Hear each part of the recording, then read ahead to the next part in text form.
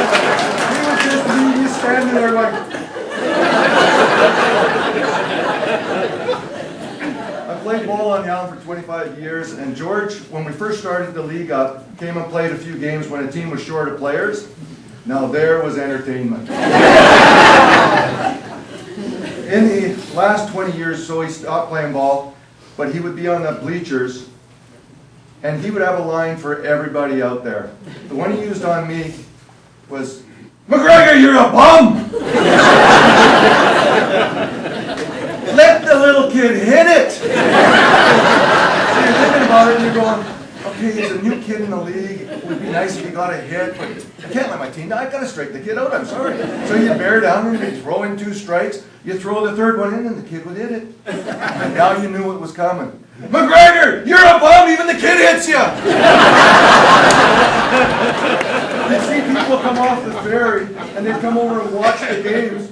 They weren't watching the games, they'd be looking down at the wild, crazy, full of fun guy, yelling out at everyone, the one-liners, and we're going to miss him down at the ball diamond.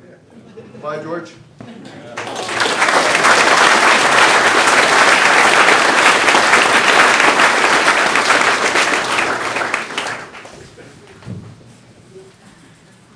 I have to mention, if you didn't get a chance to sign in earlier on with the book, I had to take it away because it was getting crowded there.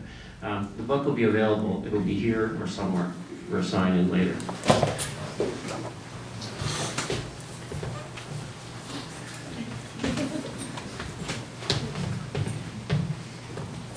I've been asked to read this. And the only reason why I do this, I'm doing it for my little buddy, but he's more than a little buddy. I was telling his sister today, I got so close to this guy. We went through so much in the last 4 or 5 years. But I always knew I could do this easy. But what happened is that little buddy turned into my little brother. And this is family. And next, I do these things because, I can. This one's been really tough. Next to my dad, it's the toughest one I've ever done. But thanks to my little buddy, it can be fun, so that I'm okay, and we're all okay. This is from one of the important people in George's life that I didn't meet until just now, a little while ago.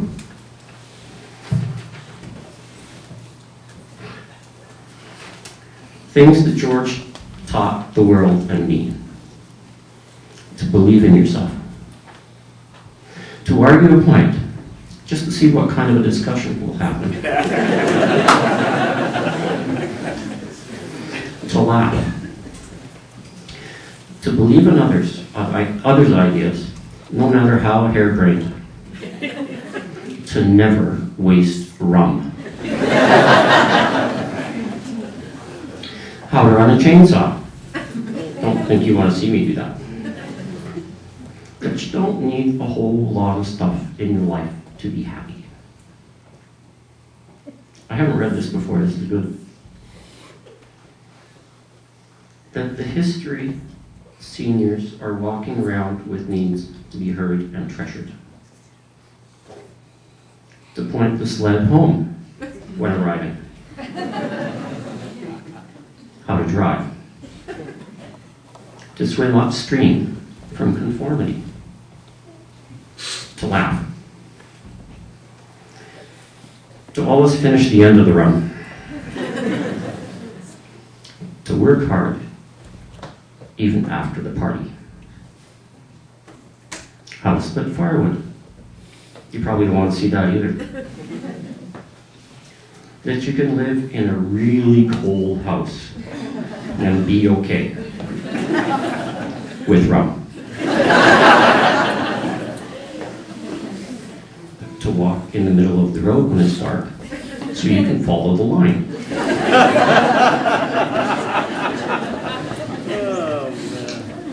To laugh. That the bus is a peasant pattern. To look on the positive side. That booze will never go bad. To help people, even if it takes you out of your way. To support the underdog. To laugh.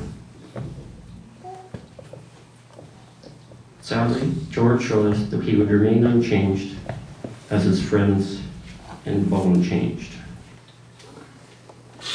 And I'm going to interject, this isn't written down here, but it just reminds me of something that I think. George talked to me a lot about, if you can't laugh every day, what's the point? And I don't know for a fact. But I think it got tougher and tougher for him to laugh every day. And I think at the beginning of May, he probably couldn't laugh every day. And he wasn't going to change. Next. Things I'll never forget, and will never forget. Hiding a foot-long ruler in his hair.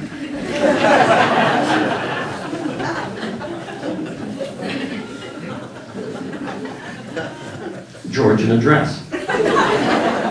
My grandmother's complete with ribbons in his hair at the goodbye tourist day. Turkey parade held every Labor Day weekend in the past. George's idea of having a Hawaiian luau in our yard. I don't think the food was edible, but boy, we had fun. George coming home with a horse for me instead of a cat.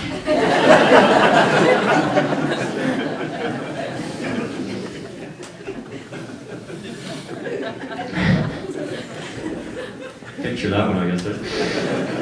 Hi, honey, I'm home. Electric iced teas at the Cove. Halloween. George Bush. The Harlem Globetrotter. The Fruit of the Loom. The Bog. Lloyd, with one L. The ambulance. Laughing.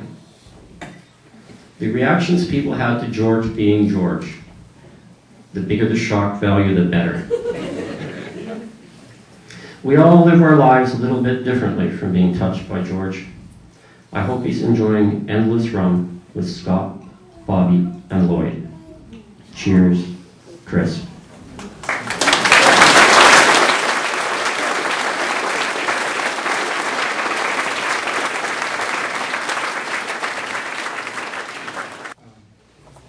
I lived on Bowen Island back in the late 60s. Dorothy Proudlock rented me their house next door, back before Dots Inn was Dots Inn. Always wondered why Dorothy rented that house to freaks all the time. It was, I believe, in thinking about it for 30 years since, so that her children could learn what those people had to teach them.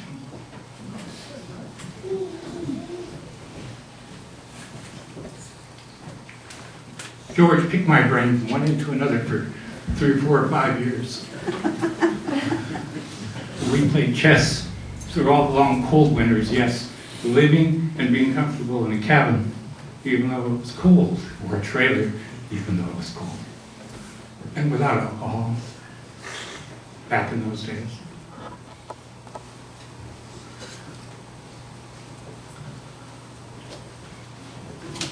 George has never left me in the 30 years in between.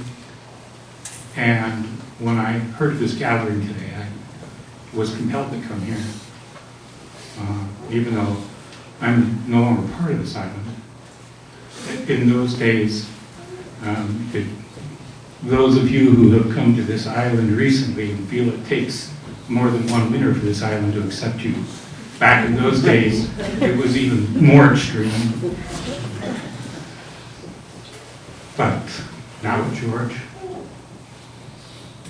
and now with George's beloved family.